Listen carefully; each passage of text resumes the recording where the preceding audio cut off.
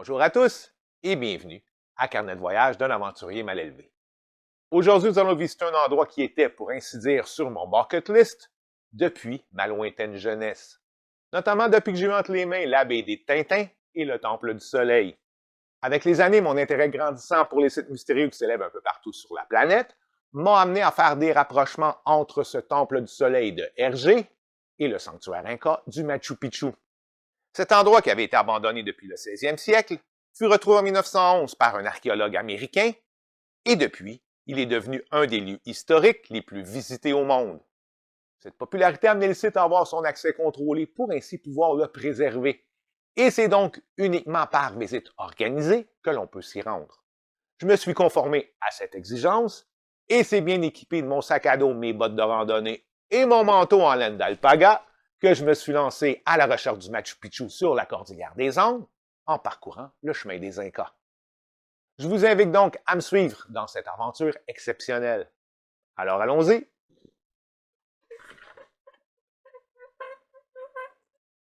Après un long voyage, agrémenté d'un retard dû à une tempête de neige et une escale à New York, je suis enfin arrivé à Lima pour aussitôt prendre un autre vol en direction de Cusco, ancienne capitale des Incas.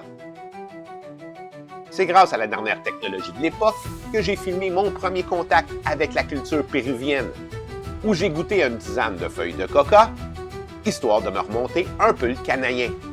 J'ai ensuite été me prélasser à la place d'Armes, face à la cathédrale de la ville, tout en essayant de m'acclimater à l'altitude, l'endroit étant à plus de 3400 mètres au-dessus du niveau de la mer. Malgré les maux de tête et les étourdissements dus au mal des hauteurs, j'ai tout de même sympathisé avec une vieille dame de la nation Quechua, qui, avec sa grande gentillesse, a tout de même insisté pour que nous prenions une photo. Photo pour laquelle Mamie Sabina, tel un modèle OnlyFans, a tout de même chargé quelques sols péruviens. La communauté Quechua, peuple autochtone descendant des Incas, est très présente à Cusco, et leurs vêtements traditionnels plutôt colorés vient évidemment embellir le décor de cette ancienne capitale. À la veille de cette randonnée qui s'annonçait à tout le moins exténuante, je suis resté prévoyant et je n'ai pas oublié de bien m'hydrater, tout en goûtant un bon steak d'alpaga. Le retour à mon hôtel aux petites heures de la nuit, à travers la ville endormie, me fit tout de même faire de curieuses rencontres. ¿Cómo está? La matinée est arrivée un peu trop rapidement, mais heureusement, j'étais prêt, avec un plein sac de coca et une petite infusion, histoire de guérir mes maux de tête dus au mal de l'altitude et à ma surhydratation de la veille. Je pense que je suis prêt pour sortir de site, là. Ensuite, ce fut un long trajet de bus pour se rendre à destination, en faisant un court arrêt à la cité forteresse d'Ollantaytambo, située dans la vallée sacrée.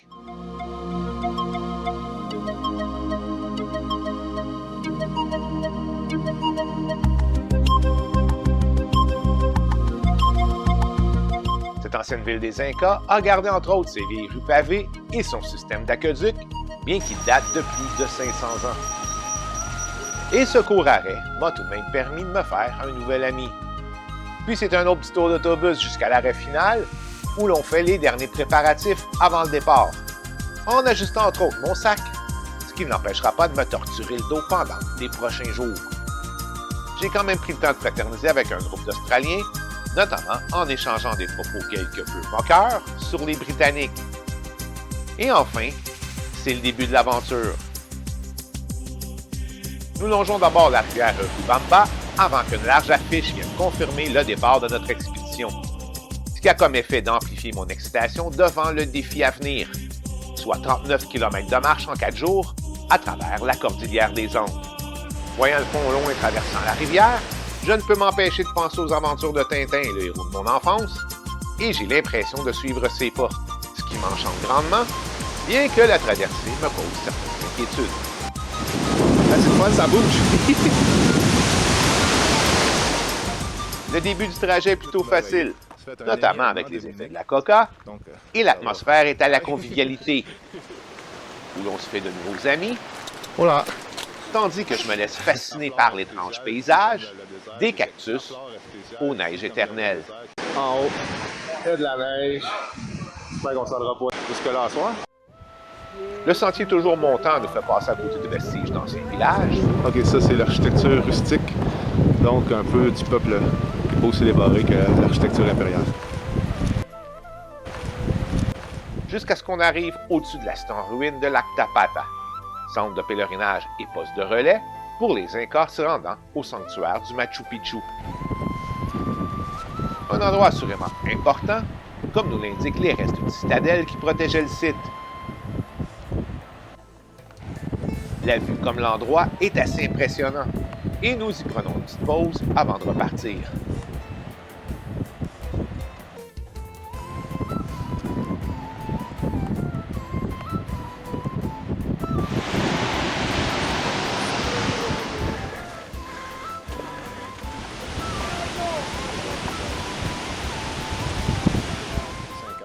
Comme la journée tire à sa fin, nous arrivons à notre campement, qui avait déjà été mis en place par nos porteurs.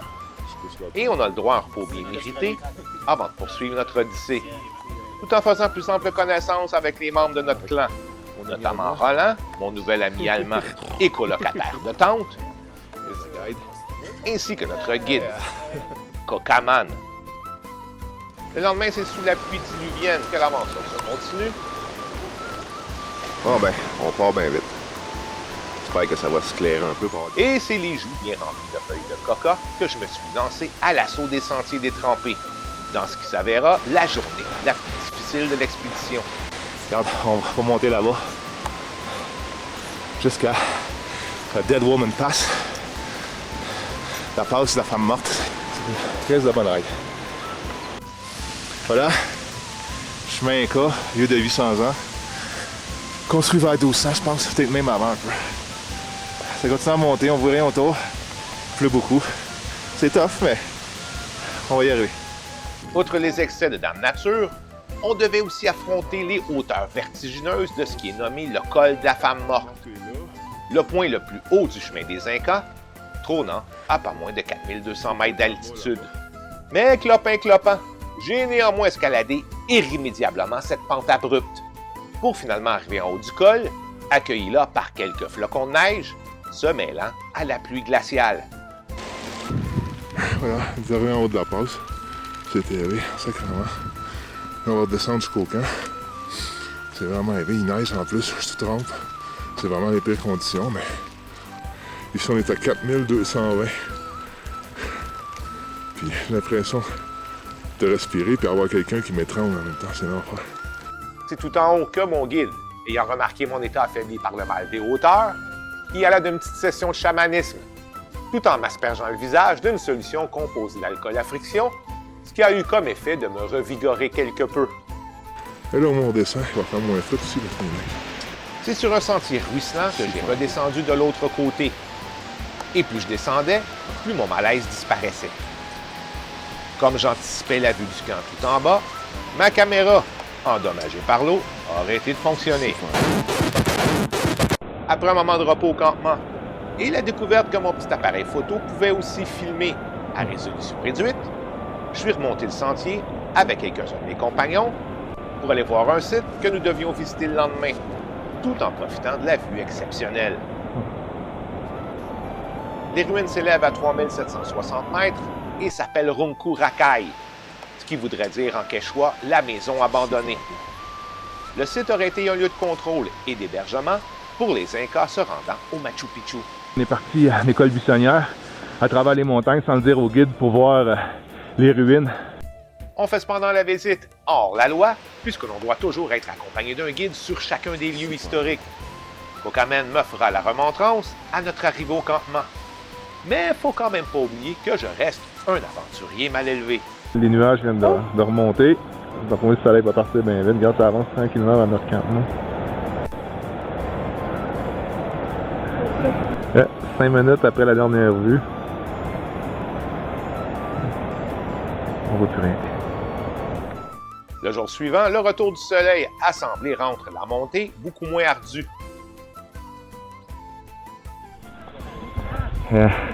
We are nearly at the top of my Aussie friend. Et après la traversée de notre col de montagne, on s'est retrouvé devant d'autres ruines. Et ce, au moment même où ma caméra s'est mise à fonctionner. Nous sommes donc arrivés à l'ancien village de Sayak Marca, un site où auraient habité près de 200 personnes, qui aurait été occupé avant même l'époque des Incas. C'est assez spécial. Imagine Machu Picchu demain, ça va être encore plus beau. Citadelle et site religieux, l'endroit est un enchevêtrement de maisons de pierre, de couloirs, de temples et de terrasses, dont on fait le tour sans trop savoir ce que l'on voit.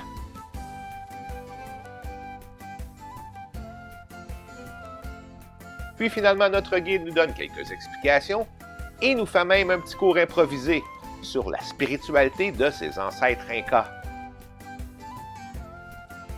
Il nous parle de Wiracocha, créateur de l'univers, d'Inti, le fameux dieu du soleil, être suprême, époux de Mamaquila, déesse de la lune, et ce tout en nous indiquant que de nombreux temples leur sont dédiés.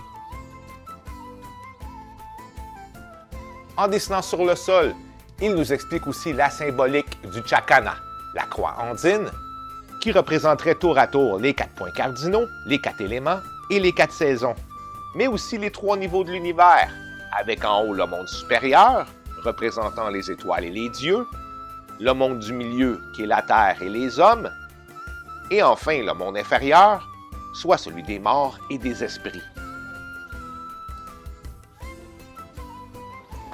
C'est en cogitant là-dessus que l'on poursuit notre marche. Et malgré ma bonne forme physique, je suis tout de même rejoint par un de nos porteurs, bien qu'il soit chargé comme un ange. Puis après un petit moment de repos, la randonnée continue. On fait la siesta avant la fiesta. Notamment en traversant un tunnel qui passe à travers la montagne. Ben du trafic. Me encanta Buena Vista. Hasta la vista. Hasta la vista.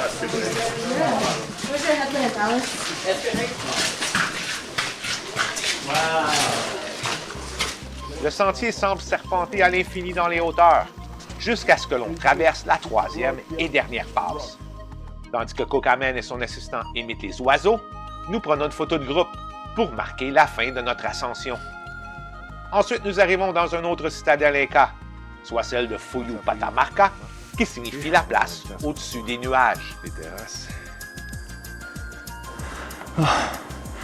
Ça, il y a des terrasses là. Petite maison, puis il y a d'autres terrasses après. La soudaine proximité de ces sites les uns avec les autres illustre bien le développement de la civilisation inca, tout en nous indiquant que nous nous rapprochions du but de notre expédition. Incidemment, on pouvait apercevoir les premières traces de cette modernité urbaine, et ce, pour la première fois depuis 3 jours. Après une courte exploration des lieux et un passage inquiétant sur un pont de bois qui assurément datait d'avant la préhistoire, L'idée, c'est juste de ne pas manquer ton coup quand tu traverses, de ne pas être trop pesant comme moi. Tu passes vite dans ce temps-là. nous arrivons au camp où nous devions passer notre dernière nuit. Mais pendant que la plupart des personnes de notre groupe décident de profiter du confort de l'endroit, notamment les douches, quelques compagnons et moi décidons de suivre notre guide qui nous avait proposé de visiter un autre site à proximité. Fuck la douche. Soit celui de Winaiwaina, un centre religieux, mais aussi endroit de production agricole, comme en font foi ces 40 terrasses où l'on cultivait la pomme de terre, le maïs, le quinoa et bien évidemment la coca.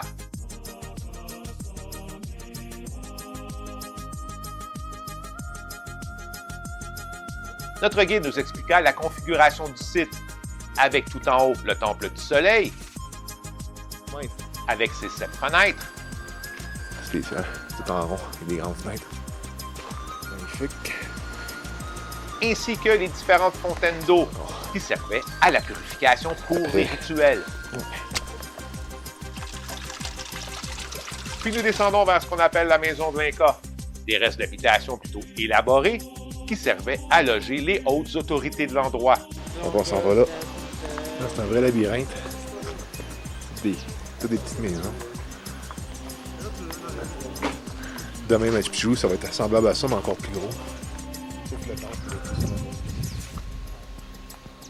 Malgré l'intérêt historique de ces ruines, mon regard demeure presque toujours fixé sur cet incroyable paysage qui nous entoure.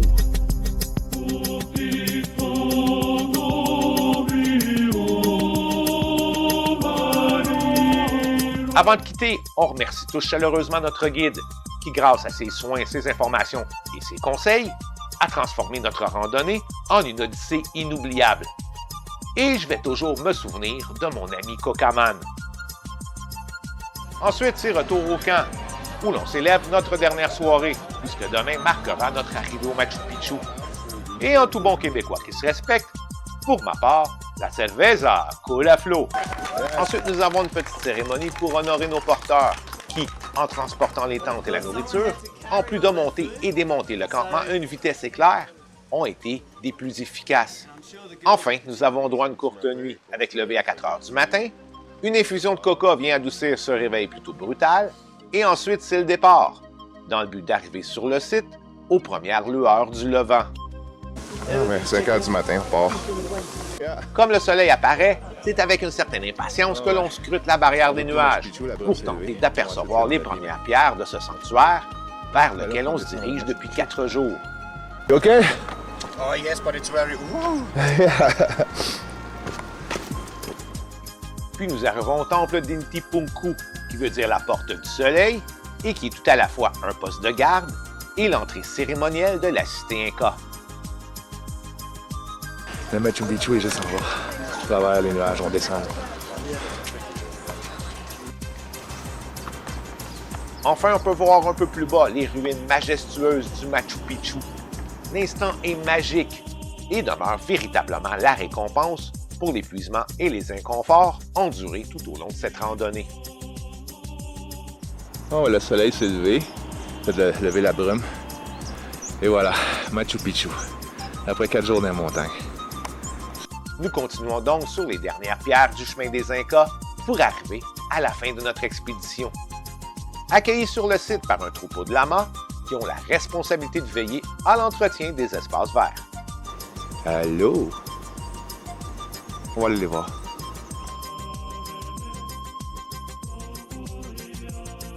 Avant de commencer la visite, j'ai lancé un long regard sur l'endroit pour prendre toute la mesure de cet ancien sanctuaire. Machu Picchu voudrait dire vieille montagne en quechua et fut aussi appelée la cité perdue. S'élevant à 2400 mètres au-dessus de la vallée sacrée, elle fut bâtie au 15e siècle et aurait été le lieu de résidence de l'empereur des Incas. Le sanctuaire aurait été abandonné un siècle plus tard, lors de la conquête espagnole. Considéré comme l'œuvre maîtresse de l'architecture inca, le site fut déclaré en 2007 comme étant une des 7 merveilles du monde. C'est sur une petite terrasse surplombant le sanctuaire que notre guide organise une cérémonie pour nous donner un certificat qui officialise la réussite de notre randonnée du chemin des Incas et aussi la réussite de la dure traversée du col de la femme morte.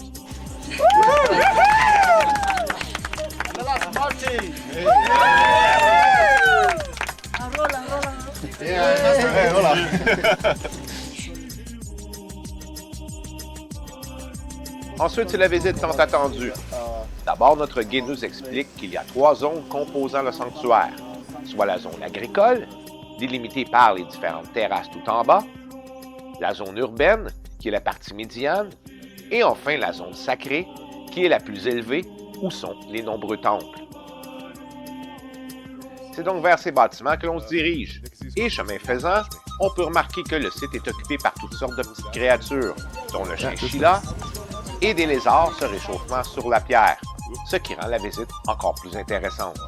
Du côté architectural, l'ensemble des structures furent construites à partir de larges blocs de pierre taillés avec précision, pour qu'ils s'agencent l'un dans l'autre sans avoir à mettre de mortier. Et j'ai l'impression, encore une fois, d'être retombé dans la bande dessinée de Tintin. Enfin, nous arrivons dans la partie la plus élevée de la forteresse, dite la place sacrée, où l'on peut voir le temple du soleil, endroit où l'on adorait l'astre du jour et qui servait aussi d'observatoire du ciel pour déterminer le moment des solstices. Et on commence par visiter le temple principal, nommé le Huirana, dédié au dieu suprême Huiracocha, créateur de l'univers, où l'on peut voir un autel de pierre qui aurait servi pour les sacrifices aux dieux. Puis on se rend au temple dit des 3 fenêtres, associé au culte des montagnes et au lever du soleil, où l'on captait ses rayons à travers les affrantuosités. Le temple aurait été aussi lié aux 3 niveaux du monde de la spiritualité inca, comme on peut le voir avec le symbolisme du Chacana, la croix andine, qui est justement sculpté sur le site. Peut-être le plus original et le plus emblématique temple du Machu Picchu est celui du Condor. C'est un genre de sculpture, il n'y en a pas beaucoup. C'est un peuple qui était beaucoup fonctionnaliste, faisait des choses fonctionnelles, mais pas beaucoup d'art. Mais là, on en veut une à partir des roches, ça, c'est ses ailes. Puis on voit sa tête ici, donc c'est le temple du Condor. Le Condor était bien important pour les Incas, parce que c'était lui qui apportait l'âme des morts jusqu'au ciel, au-delà de ces belles montagnes.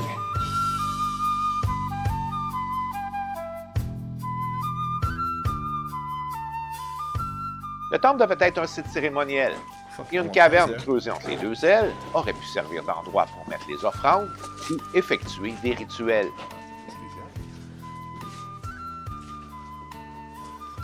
Ensuite, on se rend à l'endroit le plus élevé du Machu Picchu, où l'on doit monter les 78 marches d'une pyramide faite de terrasses pour enfin arriver au Intihuatana, qui veut dire le lieu où l'on attache le soleil.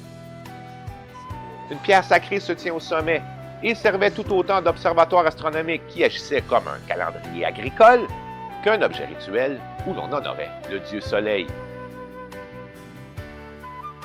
Intihuatana, ça veut dire l'endroit pour attacher le soleil, donc au solstice d'été. L'ombre que ça faisait vers 7h20, il faisait semblant de l'attacher pour que le soleil revienne l'année prochaine pour les récoltes. Donc c'est ça la fonction principale du temple, attacher le soleil. La visite guidée se termine devant la pierre sacrée. C'est pour comme refaire la même shape que les montagnes pour capter l'énergie. Et de là, nous partons chacun de notre côté. Je refais donc le tour du site pour tenter de m'imprégner de l'essence même de ce sanctuaire.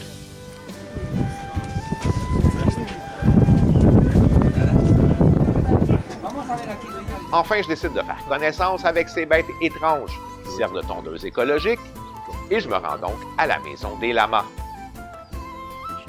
Malgré l'attirance que j'ai pour leur compagnie, je pense pas que ce soit nécessairement réciproque. Oups, et pas là. Il a lâché un gros load. I think he wants to kiss you. Ah, on est dans la maison des lamas. Bonjour chérie. Un petit bec. Cependant, leur air stoïque ne m'empêche pas de leur exprimer toute mon affection. Tu n'as pas peur du bon vieux capitaine Haddock? Guili, guili, guili, guili, comme ça, 1 000 millions de mille. C'est évidemment avec le cœur gros, mais tout de même rempli de reconnaissance, que je quitte mes compagnons, ainsi que ce décor entouré de superbes montagnes. Bien conscient que je venais de vivre une de mes plus extraordinaires aventures. Mon odyssée se termine au pied du sanctuaire, dans cette ville que déjà j'avais aperçue des hauteurs. Et je ne peux que me faire philosophe. Et voilà, c'est les montagnes du Machu Picchu. Ça a vraiment été une de mes plus belles et fantastiques aventures. Puis si je l'ai réalisé, ben, c'est carrément grâce à mon père, parce que c'est lui qui m'a donné vraiment le goût de l'aventure, puis surtout la force de tout le temps réaliser mes rêves. Puis ça, ben, c'en était un. Fait que voilà, c'est fait.